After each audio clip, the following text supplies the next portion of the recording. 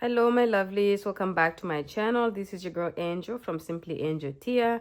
In this video we're going to be working on these granny stitch skirt using these three different colors, and as you can see here it's more a short, so mini skirt length. You can obviously do this to any length you want, so this can actually be a long skirt if you want, a mid rift skirt, but for the sake of this tutorial we're going to be working on it as a mini skirt. This is something that was inspired by a sweater, this sweater here that I completed previously, so please check it out on the channel. But I did this sweater here with the same colors with the granny stitch as well, and as you can see I did the main body of the sweater in this dark gray color, and then I did one sleeve in the light pink and then the dark pink for the other sleeve. Okay, so this was inspired by this, and I thought since I had some yarn left I could do something that will go along with it, so this is why we created this skirt here. Okay, so you may see it in the videos as the two of them, so I'm just showing you the one that I had completed, which is the sweater, and then I did the skirt. So hopefully you guys will be able to make something like this. Obviously use any colors of your choice, and in this case here you can order it as well, or put the orders in the order that you prefer. Okay, now for those of you who often ask how much yarn I used altogether, so this skein here I used about a skein and a half. This is one skein here, and then this is a skein and a half as well. Okay, so this is the amount of yarn that I used for that. So I hope you guys will be able to enjoy doing this with me. So let's go ahead and grab our materials so we can go ahead and get started. Okay my lovelies, so before we get the project started I'm gonna show you the materials. So the materials are pretty much the exact same ones as we did for the sweater, and as you can see these are the same colors we use for the sweater here, so this is the same colors we're gonna use for the skirt. So we do have two yarns from Azurite, the same company. This is Azurite 100% acrylic, this is Azurite 100% acrylic by Timids, and everything else is exactly the same beside the color. So the color number for this is 283, which I will call hot pink, and it's 50 grams for this skein here, or about give and take 140 meters, and recommended hook size is 3.5 to 4 millimeter crochet hook, and it's a lightweight number 3. And exactly the same information is for this one, except the color number, which I will call dark gray, but the color number is 3077, and everything else otherwise is the same. And then we have a different one here. This is We Heart yarn by Hobby. It's a classic acrylic, 100% classic acrylic yarn. It's 50 grams, or give and take 150 meters per skein like this. And as you can see, I'm gonna call this kind of light pink, but they also go by color number, which is 18. Okay, so these are the three colors I'm gonna be using, which are the three colors I used for this sweater. I'm gonna be using now one of my favorite hooks, or like just set of hooks that I got from my father-in-law for Christmas, and this is like, I think it's called Symphony Rose is the company that makes it. But anyways, it's a 5 millimeter crochet hook, or H8 US, and this is what I'm gonna be using. It's a little bit bigger than what's recommended, but I like to use a bigger hook when I'm doing the granny stitch. Then I have my scissors here. Obviously I have a darning needle for people to join anything that we need to join. I have my tape measure as well as some stitch markers. I don't think we're gonna need stitch markers per se, but hey, let's just have some available. When you're a crocheter, you have to have all of your tools available at arm's reach every time. So that's what we have. Let's go ahead and get started. Okay my lovelies, so the way I'm gonna do the order of my colors, as you remember with the sweater, I did the body of the sweater just in all the dark gray color, then I did one sleeve in the hot pink, and then the other sleeve in the light pink, and then I did the neckline in this color in the hot pink. So you can obviously do whatever orders you want, just like I said for the sweater. For the skirt as well, you can do whatever order you want, but I'm going to start with the hot pink, and it's going to be the hot pink on top, so including my waistband, to however many rows I'm gonna do for this, and then I'm gonna do the light pink, and then I'm gonna finish it up with the gray. Why do I do it like that? I don't know, but I'm thinking if I ever wear it with a sweater, the body of the sweater is all gray. So I think it would be nice to then kind of do lighter colors instead of starting with the gray and then going lighter. Okay, so that's my justification. You can obviously do whatever you want.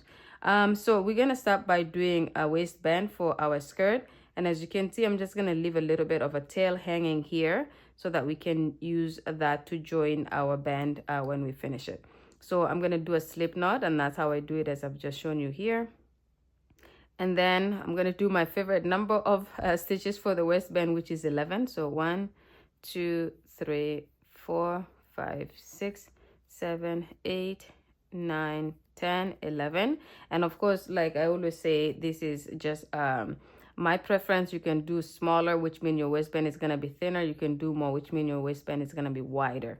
Okay, and then I'm gonna skip that stitch. In the stitch here, I'm gonna go in the back and complete a single crochet in the back of my foundation chain.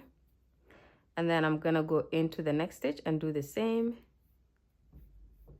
And then of course we do this all the way to the end we do this all the way to the end of this row, and this pretty much is our first row of the waistband. Okay, oops. The one thing that I'm noticing, I've been using these hooks for a while now, but the one thing I'm noticing is they're very slippery. It's a really nice looking hook. As you can see, it's beautiful. It has like this diamond decoration here. The numbering or the words and numbers here is in like this bright, like silver color, which kind of stands out quite a lot, which makes it, I think, easier when I show what hook size I'm using to you guys, because it's a contrasting color to the body of the hook. And it's a beautiful hook. Like in terms of aesthetics, it's actually stunning.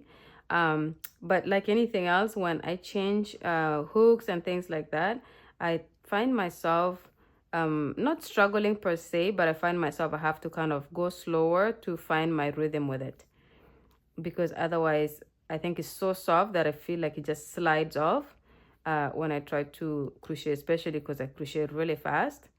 I can kind of create it creates more slipperiness because I'm moving with it really fast. So as you can see, I'm going into my final stitch here, my last stitch. And then when you have your first like this, you just kind of pull it a little bit, especially the bottom part, because it kind of tend to bend in a little bit. You just kind of adjust it to make it look a little bit more straighter. It's going to straighten itself as you work on it. And then for the second row, I'm going to do a chain 1 and turn. My chain 1 does not count as a stitch, so which means I'm going to go right into that first stitch and complete my back loop single crochet, just like that. And then I'm going to go ahead and do a back loop single crochet in the next stitch. And this is going to be the repeat for the rest of the band here, okay? So whatever you just did here at the beginning is what you're going to do at every row until you finish the band. And I just do this across my stitches. I go in the back loop and grab back loop and do my single crochet. And I'm going to do this until I get to the final one. In the final one, I do go through both loops as a preference, okay? So I repeat myself a lot when I say this, because I always work with the mentality that somebody's picking up this video and watching it for the first time. They don't know me. They have never watched another video by me before, so I explain everything in every video. So anyways, for this final stitch, I go through both loops as opposed to just the back loop, and it's just a preference, okay? You can go through the back loop for that as well.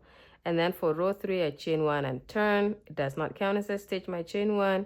And then in the next stitch right after that, I go ahead and complete a back loop single crochet.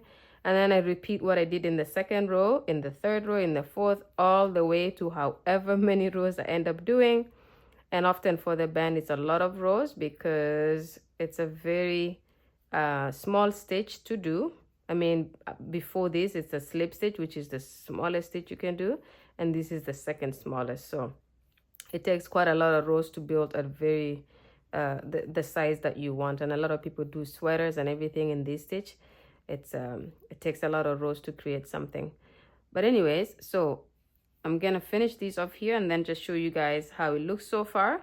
So you're going to repeat this until you have what goes around the widest part of your hip. So this is where our tape measure comes in.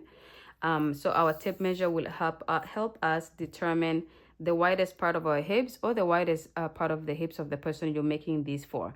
So just for showing purposes, let's say you're making it for someone whose widest part of the hips is 10 inches. Obviously, it's just redundant, but like it's just an example.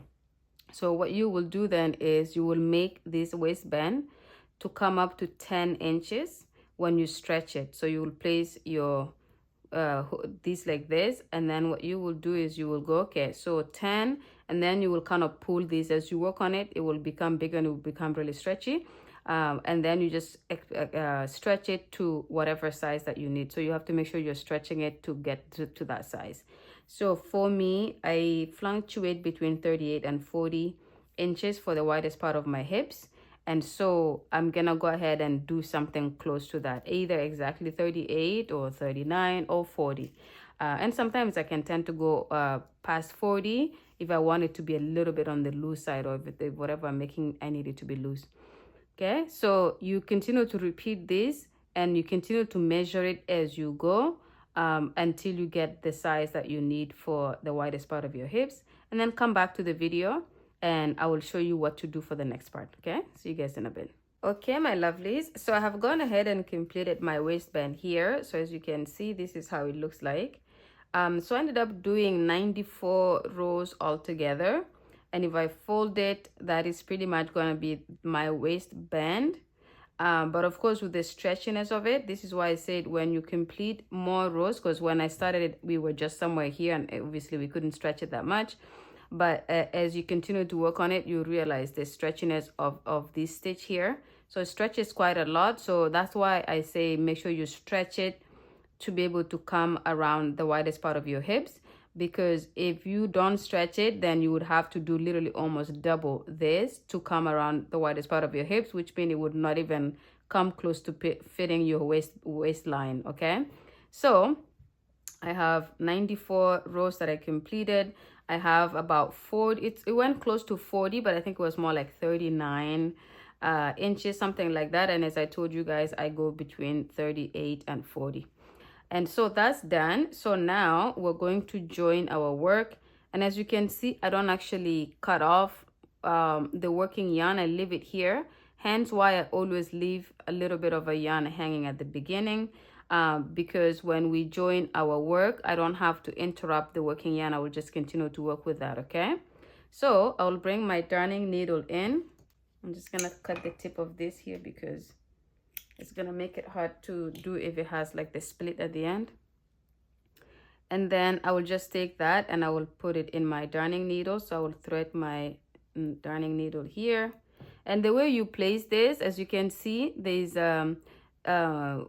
this side here that looks like this, and then on the other side is the valley. I often put the valley and the valley together as opposed to the valley and as opposed to it like this. It's a preference as well. You guys obviously will do it however you like. But now that I have put my darning needle, I have threaded my darning needle, I'm gonna now go ahead and just kind of start sewing these together. So I just go through the both loops of the first this side and then on the other side, and then I'll pull. And I normally do this twice in that same stitch just to reinforce it and to make sure it's even more tight. And then from that point on, I grab the inside loop of this side of the stitch here. There's a stitch here that matches that stitch there, so I grab the inside loop and then I grab the inside loop on the other side, and then I bring it in, and then I do the same for every single stitch across now. So it's not that bad. It's not that bad. It's not that long. It's only 10 inches stitches here that you're working with. So I just match it up, and because I have the exact same number of stitches on each side, everything lines up perfectly. And I just do this, and I don't pull too much because I don't want my work to wrinkle up. Then as you can see, this is the second last one here. And then for the very last one, which is this here, I go through both loops, and then I go through both loops on the other side, and then I pull it, and then I do it one more time into the exact same stitch, but this time I take my yarn, this yarn here, and I just loop it around the tip of my darning needle, and then I pull, and this pretty much simulates a slip stitch, so I can kind of lock it in like that. Okay, and then as you can see, this is where I joined my work right here. Then I will just leave these hanging and put my darning needle away. I will leave these here. One, this is a guide. Often it's a guide of where you started and finished your stitches or your rows when you work with rows. And then it's also something that I leave in case I need to make any changes or correct anything. This guy is here for me to just do instead of waving it in now, like kind of working with it immediately, okay? So I leave that here for that reason, and I can always take care of it later. Okay, so now we're gonna go ahead and work right into our stitches. And what I will do here is again, we're using the same stitch as we did with the sweater, so we're not changing the stitch, just for consistency purposes. If you want to change the stitch, then you're doing a completely different tutorial. Okay, so from here I'm going to go ahead and do a chain of 3. So 1, 2, and 3. I get some questions sometimes of people saying why 3 and not 2. It's just how I feel. Sometimes I feel like if I do chain of 2 is the same as if I do a chain of 3, but nevertheless this counts as a double crochet. And then I will go into that same space here and I will do 2 more double crochets. So 1 and 2. And that makes it so now I have my cluster of 3 double crochets, which is my granny stitch, right? And then so this is now, I feel like this is in the valley here. And then what I will do is I will skip this, and on top here I will do the same thing. I will go ahead and do 3 double crochets. And as you know, with granny stitches, most of the time you skip 2 stitches and then you work on in the 3rd stitch. But we don't have stitches here, so we just have to kind of eye where we're putting our stitch. So the same thing here, I will skip this area in the middle. And as you can see, this area in the middle is literally, this side here is 1 row of the single crochet, and this side here is the other side of the single crochet. So you're technically skipping 2 stitches when you do that, because I'm gonna go on top here next. So I'm gonna go ahead and do my 3 double crochets here, which is where my cluster, my granny stitch goes. And then I will do the same. I'll skip this area, and on top here I'll go ahead and complete 3 double crochets. Okay, so as you can see, you just continue this consistency all around your band, and then you will come back to the other side here to be able to finish off the row. Now continue to do this, so you're just skipping this dented area, and on top of the protruding area you complete your 3 double crochets. So do this until you come back to where we just started off here, and you will probably do your last stitch right here, and then come back to the video and I will show you guys what to do for the next part of the row of the project. Okay, see you guys in a bit. Okay, my lovelies, so I have gone ahead and completed the first row of the granny stitches. So as you can see, that's pretty much what it looks like so far. Okay, and as you can see, again, we started off here, and this is where I just finished my final cluster of 3 double crochets.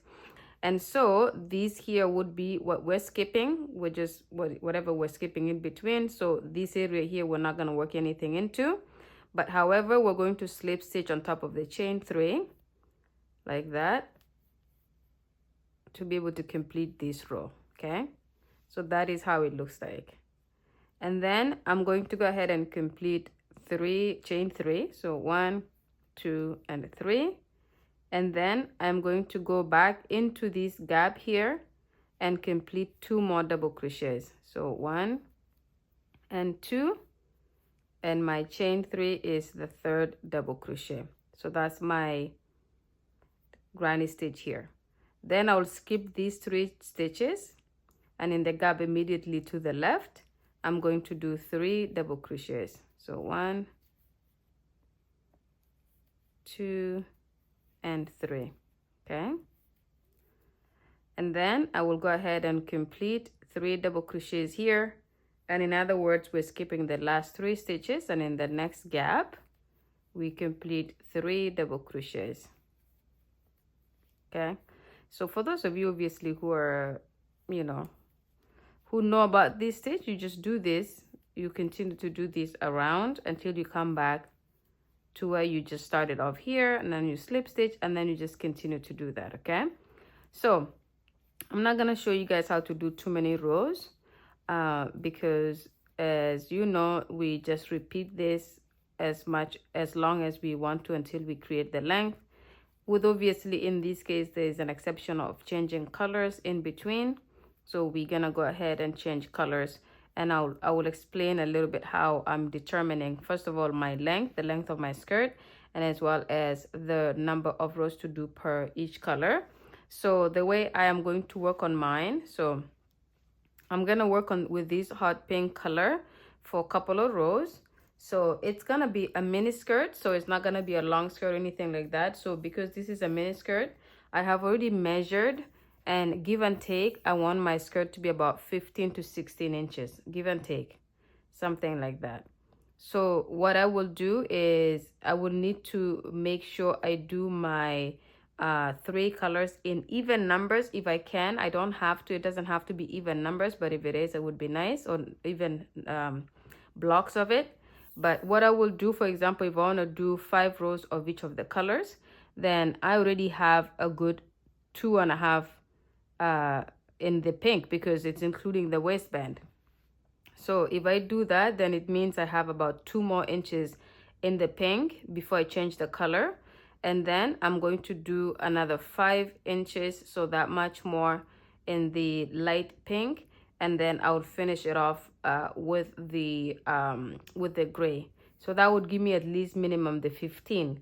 And if I wanted to kind of increase to 16, then either I can do the final color in 16, or I can actually do the first color, instead of 5 inches, I can do it to 6 inches, which is most likely what I will do. I'll do 6 inches in the pink, because we're including the waistband. So it's gonna be about, let's say, 3. I would have 3 more inches to do in the pink before we change it to the light pink. Okay, so that is how I'm determining. So obviously use your tape measure to determine what length of your skirt to do. What I often do is I actually measure my thing from the back, because when you have like a back, you know, your back has a shape that kind of goes out. So if you do it in the front and then you do that, you end up making a skirt that is the length for when you measure in the front. It's going to end up being a lot shorter than that, because your back is going to kind of take some of that size and kind of hikes it up, so that it's actually not as long as you think it. So I do measure it from the back. So I go to where I want it to kind of begin in the back, which is the waistband, like where would this kind of lay when I have it on, and then from there I kind of measure it going through the back of my body to where I want it to fully cover, obviously, because I want it to not expose me when I'm wearing it. Yeah, so do the number of rows that you need, or the number of inches you need for this color, if you're following the tutorial by using 3 different colors, and if you're using the same size measurement. And then come back, and then I'll show you how to change the color to the light pink. It's not going to be very complicated. It will be a really very fast clip to just show you how to change the color. And then I will have you pretty much work up the rest of the skirt, because at that point you're just repeating until you have the length. Okay, if you don't need to know how to change the color, then just continue working your skirt, and that's pretty much going to take you to the length, and then come back at the end when you have everything completed. Okay, I will see you guys then. Okay, my lovelies, so I have gone ahead and worked the length of the skirt here. So as you can see, obviously I did not come back to show you guys how to change the colors. As you can see, we did the colors like this. So we have our hot pink, and then the light pink, and then the gray. And I had said that I would come back to show you guys how to change the color, and I didn't. I just kind of got to working, and then I completely forgot that I was supposed to do that. But anyways, I have so many projects on the channel, including projects where I do the granny stitch, where you can just click on any of those and check how to change the color. So it's not something that I'm skipping, something that was too major and important for you guys to learn how to. So yeah, anyways, so what I did was, as you can see here, I did the pink, I think, from the band to where it ended, the first pink, and that was about 6 inches. And then this I did a little bit smaller, because I realized I ran out of this color. So this is one skein here, and as soon as I finished that, I realized I didn't have any more of it left, so I went ahead and just kind of stopped that at that. So for the part, the pink, it's about 3.5 inches, and then as you can see, to make up the number of rows that I couldn't do here, I ended up doing the dark color here with more. So I ended up doing about 6.5 inches, or 6 inches, sorry. So I have 6 inches here, 6 inches here, and then 3.5 inches here. Okay. So in terms of rows, I did 10 rows after the band. I did 10 rows in the hot pink, and I think I did 10 rows here as well. And then I did about 16 rows in the dark gray here. So this is the length of the skirt, and as I told you guys, I was going to do about 15 inches or so. So I'm going to measure that now because I haven't done that yet. So I'll just place it somewhere here like that. So yeah, I have about 15 inches. If you guys can see that on camera, I hope you can. So about 15 inches exactly. So anyways, so that's it here. I'm going to show you then how to just end it off. So as you can see, I still have my working yarn here. So I have already slip stitched on top of the double crochet there. And then I'm going to go ahead and just kind of cut the yarn somewhere here. And then I'm going to slip stitch and then finish it off. So I'm just going to pull it through and bring it all the way through, and then that's it. So I'm going to go ahead and weave these in the way I weave these in. So this side that we've been working on is actually the outside of a skirt, so it's actually a lot nice and cleaner. So what I will do, instead of weaving it in, which I don't normally do with some, depending on the stitch I do, when it comes to this stitch particularly, I don't weave it in because I find that it's too gappy for me to actually hide the yarn properly. So what I do is I split the yarn like this from the other side, and then I just bring it through. So I'll just bring one in like that, bring the other one in, and I always try to knot it on the side that is going to be the inside of my project or my whatever the garment is, because I want it to not show any imperfections. Okay, so I just do a couple of knots here, and then I go ahead and cut that here like this. And then this is just it just kind of hides it on the other side, in other words. So it's like this. Okay, I have weaved in all the other ends where I changed the color multiple times, and then now this is just how it looks like. And so you guys have a choice. If you try these on and you find that maybe the waistline is a little bit, and by the way, if you see that it's kind of having these folds here, or this kind of section here, it's just because we went from this really small stitch here to like a really large stitch, so it kind of expanded this guy right away. So it has like this, it looks like excess, but when you do have it on, this kind of covers, it goes, your body kind of makes it straighter. Okay, so anyways, so if you try these on and you do need like a drawstring for it or anything like that, you can, and you can choose any of these colors to do it in. But for me, luckily, I did not have any more of these two colors, so the only color that I did was the gray, which is the dark gray here. So I just did a long chain that is about 250. It's quite long, but it's okay, I will be able to use that. And then I'll just take my darning needle and I will put the yarn. I've already knotted it, which I shouldn't have, but anyways, I'm gonna put it in the darning needle. I'm gonna thread it like this, and then you're going to determine where you want your front to be. So you can kind of play with it, move it around, and then decide where you want the front to be. So let's say I want these here to be the front, is the most nicer and cleaner side. So then I'm gonna place it down like this, and then I'm gonna bring my darning needle. I'm gonna leave, so maybe like about that much of a gap to be able to knot it here. So I'm gonna go and start here, and I'm gonna just weave it through like this. Okay, so again, you're gonna choose the color of your choice to be able to do the drawstring here. I think the gray is good, just because it's the only one I have left in terms of the amount of yarn I have left, and so I'm okay to do it with that. I would have probably chosen to do it with the hot pink here, just because it's the same color, but it's okay. It doesn't make a big difference in terms of the outcome of the work, maybe just the way it looks depending on the preference.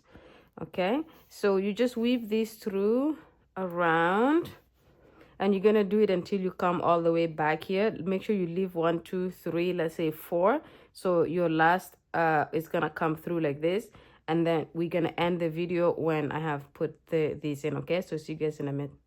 Okay, my lovelies, so I have weaved in the drawstring here. So as you can see, I just put it on top of the waistband there, and then I have this much. I may have done the chains a little bit too long, but it's okay. So for you to put it on, you will just be able to kind of knot it here or tie it here, so that it helps you bring your waistline in when you have your skirt on. Okay, so this is pretty much at the end of the project here. So this is how your cute skirt looks, and as you know, we have the sweater that matches these colors exactly. So it's something you can wear it as a pair, or you can just wear it individually if you want, so you can wear it with something else completely.